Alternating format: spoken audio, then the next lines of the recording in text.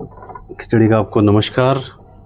इस मिलावट की दुनिया में अलग अलग तरह की किताबें पढ़ते हैं, अलग अलग लोगों से आप मिलते हैं, अलग अलग आप देखते हैं, सूंघते हैं, चखते हैं, श्रवण करते हैं, तो खिचड़ी बनती है।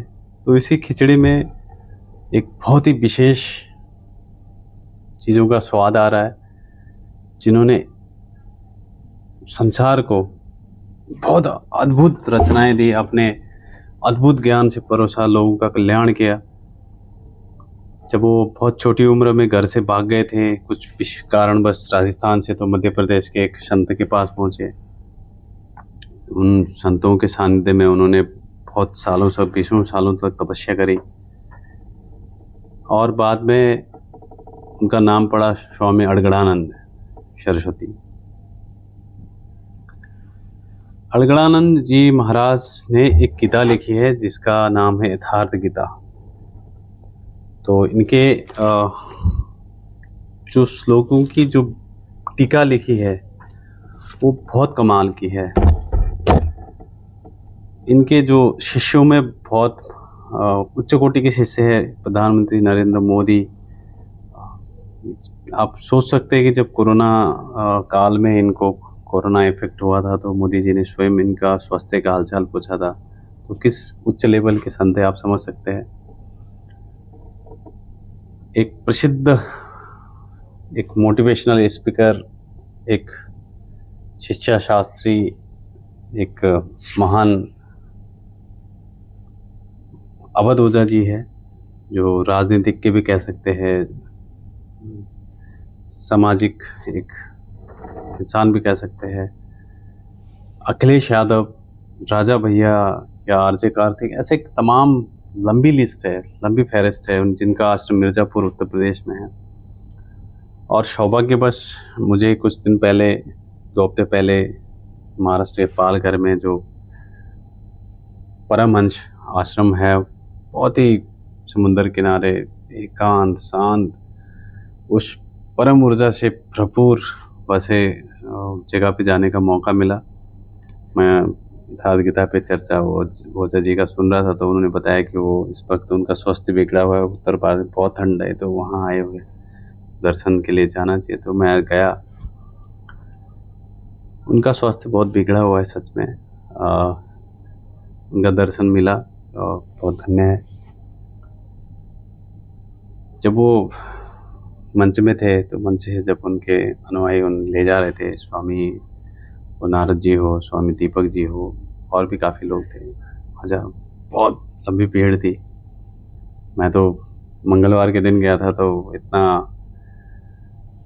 सोचा भी नहीं था कि इतनी भीड़ होगी दोपहर के समय। ऐसा सोचा कि बहुत विशेष दर्शन मिलेगा, आशीर्वाद मिलेगा।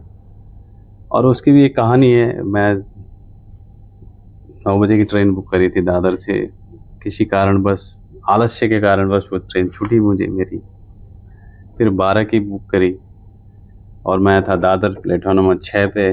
7 से कब निकली पता ही नहीं चला। मन में आया कि यार नहीं जाऊं, जाना होता तो 2 ट्रेन कैसे छूटती। फिर बोला नहीं, एक अपना निर्णय लिया, जाना ही है, मिलना ही है कैसे भी। फिर वहाँ से विरार की ट्रेन ली तेज़, वहाँ से फिर विरार से बदली करी, फिर पालघर पहुँचा, वहाँ से दूसरी गाड़ी में गए और वहाँ पहुँचा। जब देखा तो पूरा भरा पड़ा है आश्रम और व्याख्यान चल रही है। तो उसके बाद फिर काफ़ी देर प्रवचन सुने हमने और थोड़ा समुंदर की सैर करी और महाराज दीपक जी से मिलना हुआ। उन्होंने बहुत मदद करी, बहुत करुणा प्रकट करी और बाद में रात्रि भोजन के बाद हमें गाड़ी में पालघर तक छोड़ने का उन्होंने कष्ट उठाया।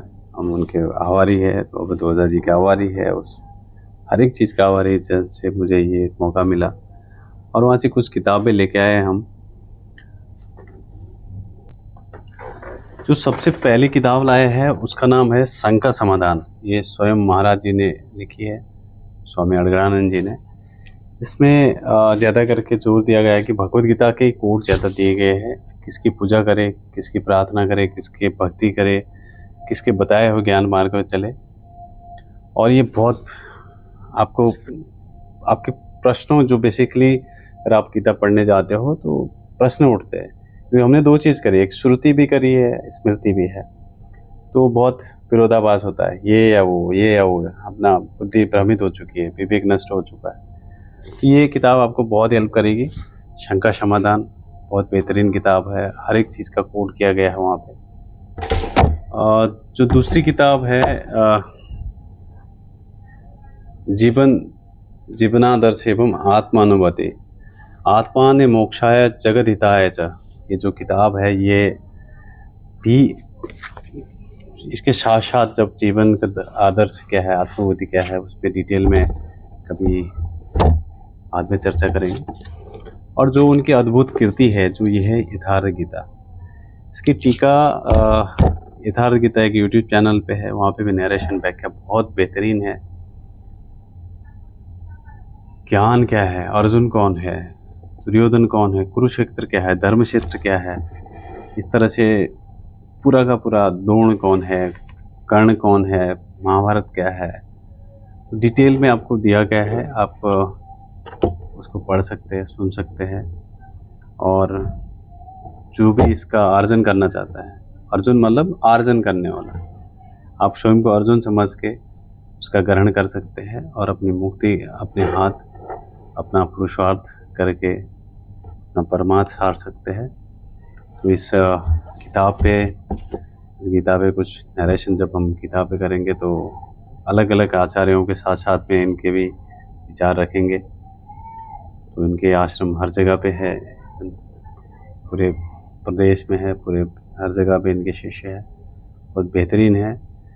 इनका 95+ की आयु है, लेकिन जब एक ही बार बोले थे तो ये एक योगी की तरह एक गर्जना ऐसी थी कि जब जा रहे थे वहाँ पे मंच से उनको लेके जा रहे थे तो बड़ा अद्भुत क्षण था, बड़ा अद्भुत क्षण था।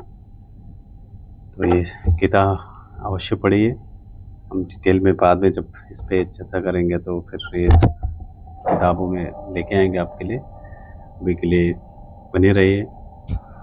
धन्यवाद।